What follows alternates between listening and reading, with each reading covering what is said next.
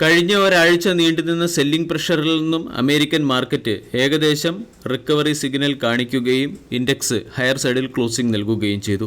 കഴിഞ്ഞ ട്രേഡിംഗ് സെഷനിൽ ഇന്ത്യൻ മാർക്കറ്റും 84 പോയിന്റ് ഉയർന്ന് 25,000-അടുത്ത് ക്ലോസിംഗ് നൽകിയിരുന്നു. ഫോറിൻ ഇൻസ്റ്റിറ്റ്യൂഷണൽ ഇൻവെസ്റ്റർ കഴിഞ്ഞ ദിവസം 1,176 കോടിയുടെയും ഡൊമസ്റ്റിക് ഇൻസ്റ്റിറ്റ്യൂഷണൽ ഇൻവെസ്റ്റേഴ്സ് 1,757 കോടിയുടെയും ബൈങ് നടത്തി. ബ്രന്റ് ക്രൂഡിൻ്റെ വില 1.2% ഉയർന്ന് $71.92 പെർ ബാരൽ എന്ന ലെവലിലേക്ക് എത്തി. വിവിധ പ്രോഡക്റ്റുകളുടെ GST റേറ്റിൽ മാറ്റം വന്ന സ്ഥിതിക്ക് pharma companies, snacks making companies എന്നീ സ്റ്റോക്കുകളെ അല്ലെങ്കിൽ ഈ സെക്ടറുമായി ബന്ധപ്പെട്ട സ്റ്റോക്കുകളെ ഇന്നത്തെ ട്രേഡിംഗ് സെഷനിൽ ശ്രദ്ധിക്കാവുന്നതാണ്. ക്യാൻസർ ട്രീറ്റ്മെൻറ്റിന് ഉപയോഗിക്കുന്ന മരുന്നിന് മുകളിലുള്ള GST റേറ്റ് 12%-ൽ നിന്നും 5%-ലേക്ക് കുറച്ചതിൻ്റെ പശ്ചാത്തലത്തിൽ about India, Zydus life science, Alkem laboratories, Cipla, Biocon, AstraZeneca pharma തുടങ്ങിയ സ്റ്റോക്കുകളെ ഇന്നത്തെ ട്രേഡിംഗ് സെഷനിൽ ഫോക്കസ് ചെയ്യാം. സ്നാക്സ് മേക്കിംഗ് കമ്പനികൾക്ക് മുകളിലുള്ള GST റേറ്റ് 18%-ൽ നിന്നും 12%-ലേക്ക് കുറച്ചതുകൊണ്ട് Pratap snacks, Bikaji food international, Gopal snacks തുടങ്ങിയ സ്റ്റോക്കുകളെയും ശ്രദ്ധിക്കാവുന്നതാണ്.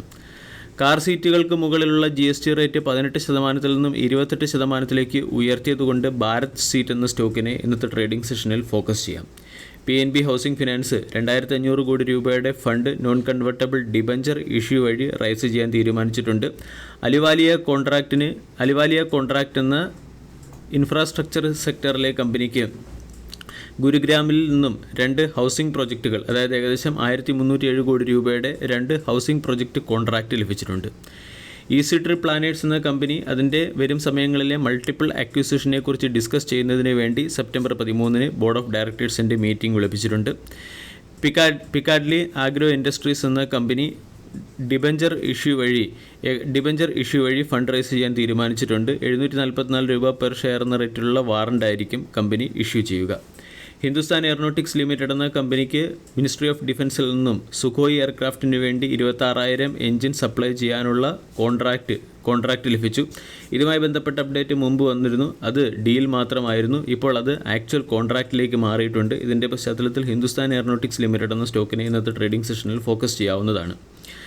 അതോടൊപ്പം തന്നെ ആക്ഷൻ കൺസ്ട്രക്ഷൻ എന്ന കമ്പനിക്ക് ഡിഫൻസ് മിനിസ്ട്രിക്ക് ആവശ്യമായിട്ടുള്ള ഫോർക്ക് ലിഫ്റ്റ് സപ്ലൈ ചെയ്യുന്നതിന് വേണ്ടി ഓർഡർ ലഭിച്ചിട്ടുണ്ട്. ആക്ഷൻ കൺസ്ട്രക്ഷൻ എന്ന സ്റ്റോക്കിനെയും ഇന്നത്തെ ട്രേഡിംഗ് സെഷനിൽ ശ്രദ്ധിക്കാം. ഹീറോ മോട്ടോർ കോർപ്പിൻ്റെ സബ്സിഡറി കമ്പനിയായ ഏതർ എനർജി ലിമിറ്റഡ് എന്ന കമ്പനി കൂടി മാർക്കറ്റിൽ ലിസ്റ്റഡ് ആകാൻ പോവുകയാണ്. ഇതുമായി ബന്ധപ്പെട്ട red herring prospectus Ather energy limited എന്ന കമ്പനി സൈൻ ചെയ്തു. IRB ഇൻഫ്ര പ്രോജക്റ്റ് എന്ന സ്റ്റോക്കിന് ഇന്നത്തെ ട്രേഡിംഗ് സെഷനിൽ ശ്രദ്ധിക്കാം. IRB ഇൻഫ്ര പ്രോജക്റ്റിൻ്റെ ആഗസ്റ്റ് മാസത്തെ ടോൾ കളക്ഷൻ 20% വർദ്ധിച്ച് 503 കോടി രൂപയായി മാറിയിട്ടുണ്ട്. പ്രീമിയർ എനർജി എന്ന കമ്പനിക്ക് solar water pumping solution supply ചെയ്യുന്നതിന് വേണ്ടി 215 കോടി രൂപയുടെ ഓർഡർ ലഭിച്ചു. ടാറ്റ പവർ എന്ന കമ്പനിയുടെ ഫുള്ളി ഓൺഡ് സബ്സിഡറി കമ്പനിയായ ടാറ്റ പവർ സോളാർ ലിമിറ്റഡ് എന്ന കമ്പനി 2 ഗിഗാവാട്ട് ശേഷിയുള്ള സോളാർ സെൽസ് മാനുഫാക്ചറിംഗ് കപ്പാസിറ്റി തമിഴ്നാട്ടിൽ ആരംഭിക്കാൻ പോവുകയാണ്. HG ഇൻഫ്ര പ്രോജക്റ്റ് എന്ന കമ്പനിക്ക് ട്രാൻസ്പോർട്ട് മിനിസ്ട്രിയിൽ നിന്നും 781 കോടി രൂപയുടെ ഓർഡർ ലഭിച്ചിട്ടുണ്ട്.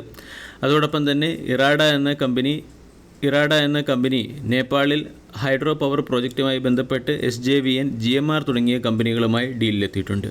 സോന BLW പ്രസിഷൻ ഫോർജിംഗ് എന്ന കമ്പനി 2,400 കോടി രൂപ QIP വഴി ഫണ്ട് റൈസ് ചെയ്യുകയാണ്. സാഗിൾ പ്രീപെയ്ഡ് ഓഷൻ സർവീസ് എന്ന കമ്പനി HDFC ഇർഗോ ജനറൽ ഇൻഷുറൻസ് കമ്പനിയുമായി റിവാർഡ് പ്ലാറ്റ്ഫോം സെറ്റപ്പ് ചെയ്യുന്നതിന് വേണ്ടി ഡീലിലെത്തിയിട്ടുണ്ട്. വീഡിയോ എല്ലാവർക്കും ഇഷ്ടമായി എന്ന് വിശ്വസിക്കുന്നു. Thank you.